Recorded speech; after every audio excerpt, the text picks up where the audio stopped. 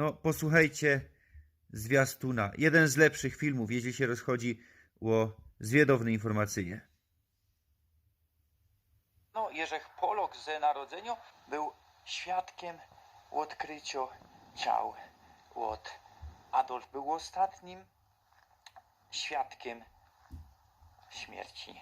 Założyły osada Kaj w Brazylii. Tako mało dziedzina, a takie historie spoczywo dwóch Amerykanów. Skrócili tutaj husytów. Granica Górnego i Dolnego Śląska.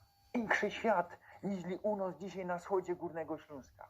No i na Śląsku była ta najdłuższa linia. No nie, gadają głupoty. Mianowany ojcem modernego winiarstwa. Ekskomunikował go.